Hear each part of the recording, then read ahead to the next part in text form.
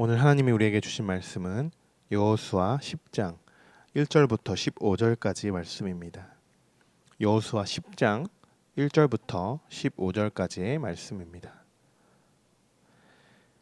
여호수아와 기브온 사람들은 쉽지 않았던 과정이었지만 기브온 사람들을 이스라엘 사람들의 종으로 삼게 되었습니다. 그리고 그들은 제단을 위해서 나무를 베고 물을 기르는 일을 하게 되었죠. 그렇게 기브온 사람들은 이스라엘 백성과 조약을 맺게 되었고 함께 지낼 수 있었습니다.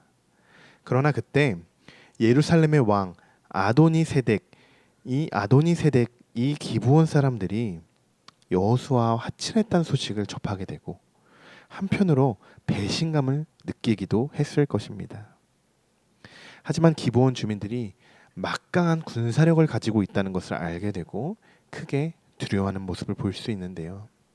그러자 아도니세덱은 기브온이 여호수아와 평화 조약을 맺었으니 우리가 힘을 합쳐서 공격합시다라고 주변의 왕들에게 도움을 요청하고 예루살렘, 헤브론, 야르못, 라기스, 에글론의 왕들이 모여서 기드온을 둘러싸고 공격을 하게 되죠. 그러자 기브온 주민들은 여호수아에게 도움을 요청하게 됩니다. 여기까지의 내용이 1절부터 6절까지의 말씀인데요. 우리 함께 그 말씀을 읽어보겠습니다. 그때 여호수아가 아이를 빼앗아 진멸하되 여리고와 그 왕에게 행한 것 같이 아이와 그 왕에게 행한 것과 또 기브온 주민이 이스라엘과 화친하여 그 중에 있다함을 예루살렘 왕 아도니세덱이 듣고 크게 두려워하였으니 이는 기브온은 왕도와 같은 큰 성읍이요 아이보다 크고 그 사람들은 다 강함이라. 예루살렘 왕 아도니세덱이 헤브론 왕 호함과 야르문 왕 비람과 라기스 왕 야비아와 에글론 왕 드릴에게 보내어 이르되 내게로 올라와 나를 도우라. 우리가 기브온을 치자. 이는 기브온이 여호수아와 이스라엘 자손과 더불어 화친하였음이니라 하매 아모리 족속의 다섯 왕들 곧 예루살렘 왕과 헤브론 왕과 야르문 왕과 라기스 왕과 에글론 왕이 함께 모여 자기들의 모든 군대를 거느리고 올라와 기브온에 대진하고 싸우니라. 기브온 사람들이 길갈 진영에 사람을 보내어 여호수아에게 전하되 당신의 종들 돕기를 더하지 하지 마시고 속히 우리에게 올라와 우리를 구하소서. 산지에 거주하는 아모리 사람의 왕들이 다 모여 우리를 치나이다 하매. 아멘. 아모리 족속의 왕들은 꽤가 많은 기브온 주민들이 얄미웠을지도 모릅니다. 또 자기들과 마음을 함께하지 않고 연합하지 않은 것에 대해서 화가 나 있을지도 모릅니다. 그래서 이들은 먼저 이스라엘 백성들 여호수아를 공격하지 않고 기브온 주민들을 먼저 공격하게 된 것입니다. 기브온의 시선으로 이 상황을 한번 묵상해 본다면 이들은 전에 여호수아에게 꾀를 쓰고 속임수를 사용해서 거짓말을 한 것에 대한 또 다른 하나의 하나님의 심판이라는 것을 알 수 있습니다. 여러분, 하나님은 우리가 분명히 죄를 지은 것에 대해서 묵인하지 않으십니다. 하나님은 우리 스스로 죄에 대한 그 잘못을 깨닫게 하시고 회개하는 마음을 주시는 분이시죠. 그 방법에 대해서는 오늘 기브온 주민들이 놓인 극적인 상황일 수도 있고 아주 작고 사소한 부분으로 깨닫게 하실 수도 있습니다.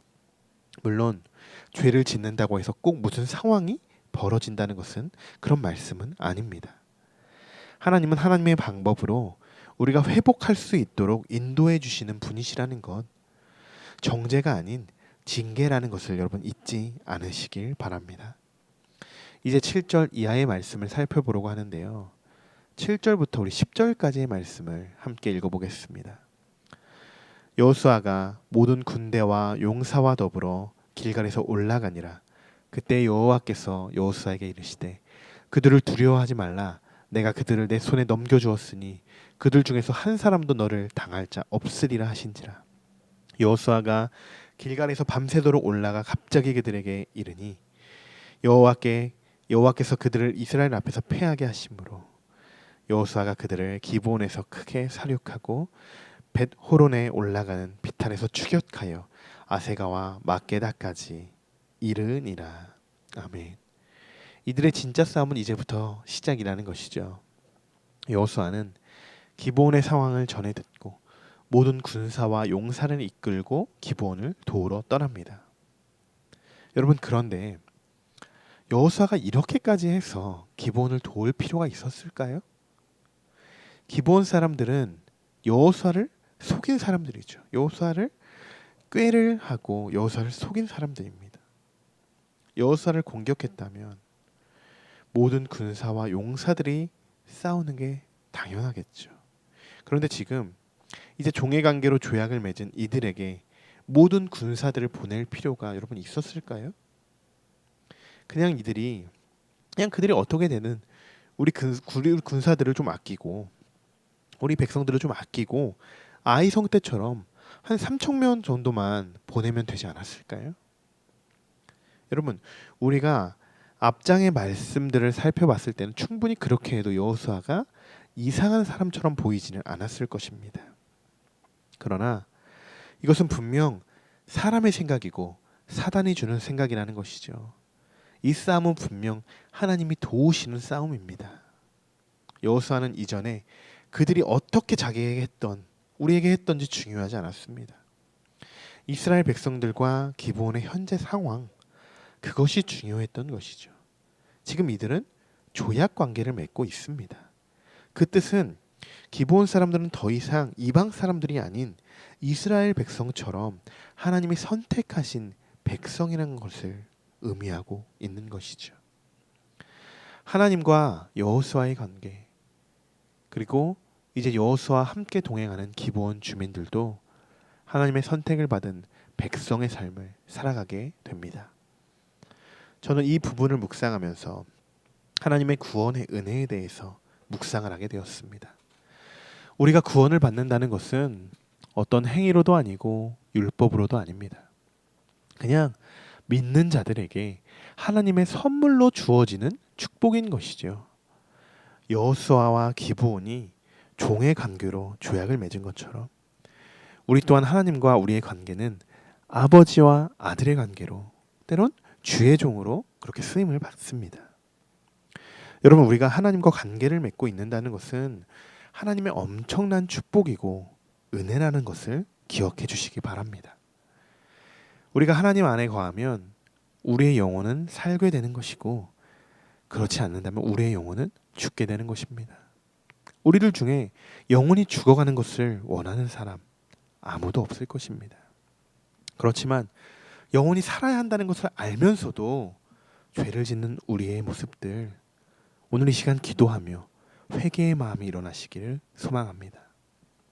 마지막으로 오늘 하나님이 어떻게 이 싸움을 승리로 이끄시는지 살펴보겠습니다.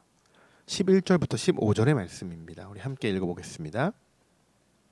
그들이 이스라엘 앞에서 도망하여 베토론의 비탈에서 내려갈 때에 여호와께서 하늘에서 큰 우박덩이를 아세가에 이르기까지 내리심에 그들이 죽었으니 이스라엘 자손의 칼에 죽은 자보다 우박에 죽은 자가 더 많았더라.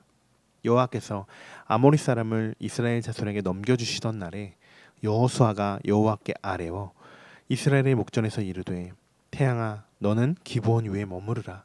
달아 너도 야알론 골짜기에서 그리할지어다 하매 태양이 머물고 달이 멈추기를 백성이 그 대적에게 원수를 갚기까지 하였느니라.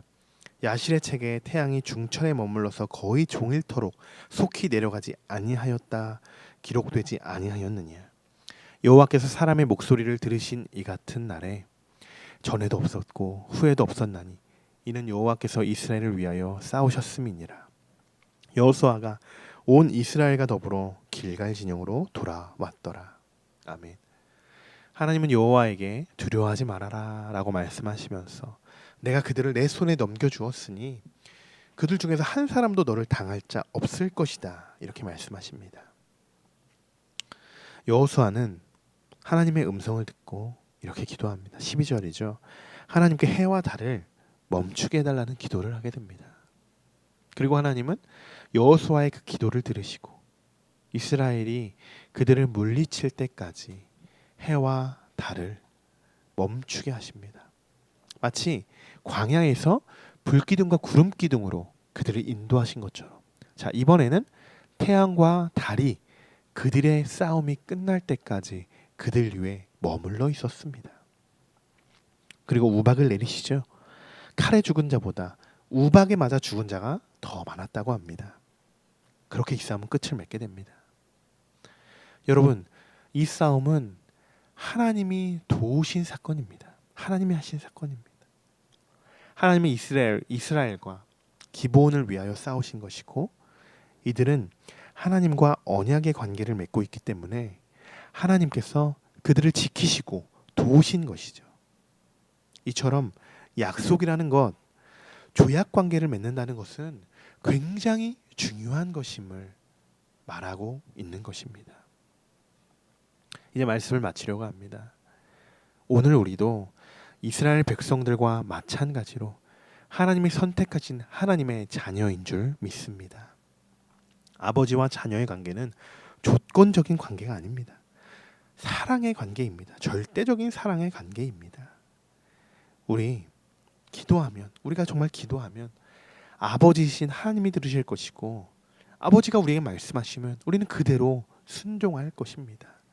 여러분, 오늘 이 말씀이 우리에게 축복의 말씀이라는 것을 믿으시고, 오늘도 우리의 삶 속에서 싸워주시는 하나님을 경험하시고, 나보다 나를 더 사랑하시는 하나님과 동행하시기를 축복합니다. 기도하겠습니다. 신앙생활이라는 것은 때론 외롭기도 하고 끝이 없는 먼 여정길 같이 느껴질 때가 있습니다. 또 세상에서 소외된 것 같이 보여질 때도 있습니다. 그렇지만 그렇게 보이는 이유는 하나님이 우리와 함께 하신다는 믿음이 없기 때문입니다. 믿음이 없이는 하나님을 기쁘시게 하지 못한다고 했습니다. 세상은 그런 신앙인들을 더 힘들게 합니다. 그렇지만 아무리 강하고 거대할지라도 세상과의 싸움은 우리 자신과의 싸움이 아닌 하나님이 우리와 함께 싸워주신다는 것을 오늘 깨닫게 되었습니다. 우리의 아빠가 되시고 또 아버지가 되시는 하나님, 오늘 우리의 삶 속에서 승리케 하시고 또 기쁨을 누리는 축복된 하루가 되기를 소망합니다. 우리의 승리자가 되시는 하나님을 찬양하며 예수 그리스도의 이름으로 기도드립니다. 아멘.